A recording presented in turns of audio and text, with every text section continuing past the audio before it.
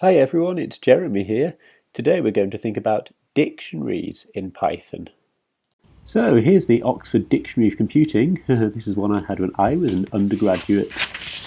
You can work out precisely how old I am now by looking at this. What does that say?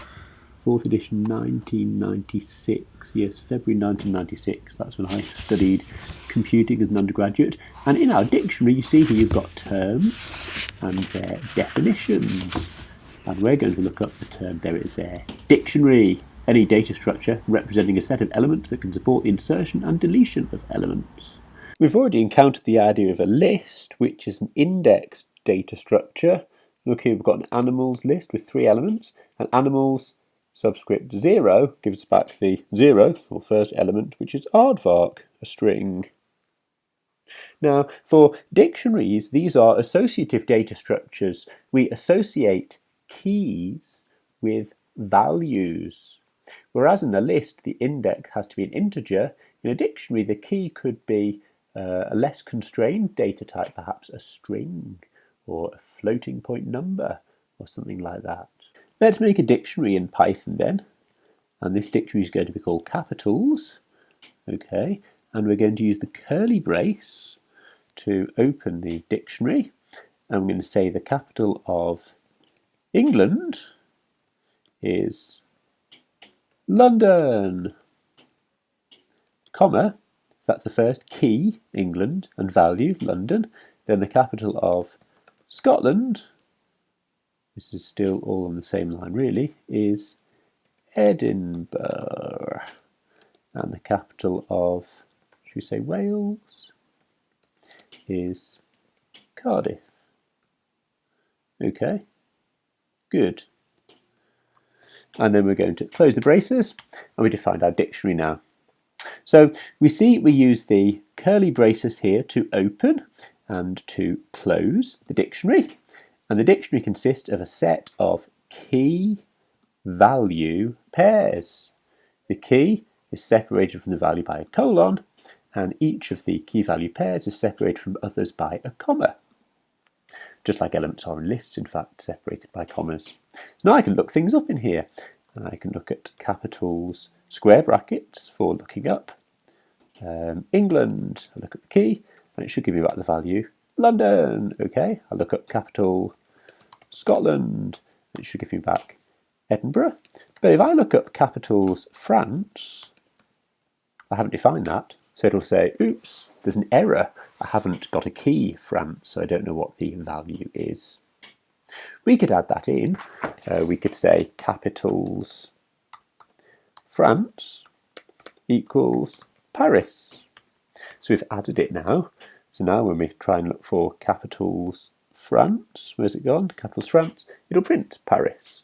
May I show you a slightly more complex dictionary now? In the capitals example, the keys were strings and the values were strings as well. This dictionary is called Eurovision.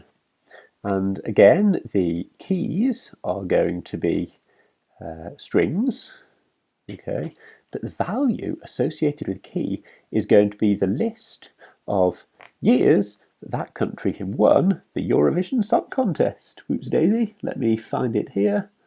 Ta-da! So Sweden won in 74, 84, 91, 99. Conveniently, I can just copy and paste these things into here. It's in perfect list syntax format, and then I'll press comma and say Ireland, which seems to have won more than anybody else. Remarkable. So let's get all the Irish winners here.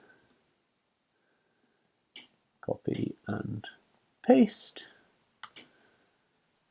And then, well, let's just close this for now. That should be fine. Great. So now we've got keys as strings.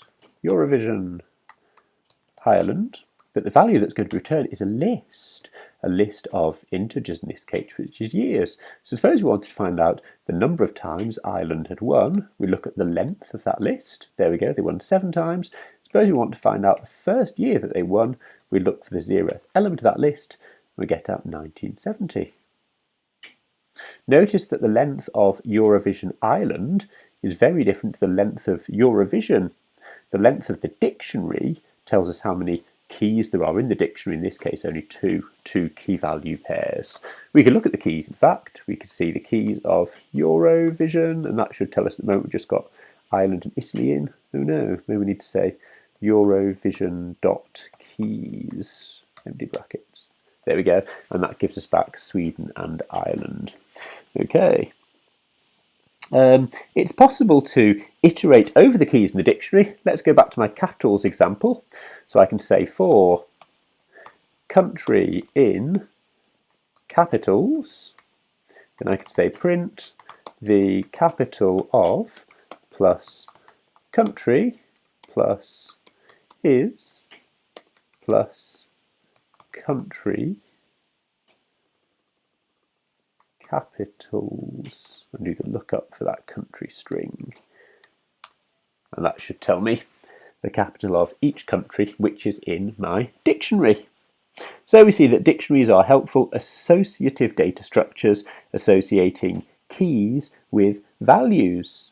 In our case, all the keys have been strings representing countries, and the values have either been strings representing the capitals of those countries, or lists of integers representing the years in which that country won the Eurovision Song Contest. So, there we go.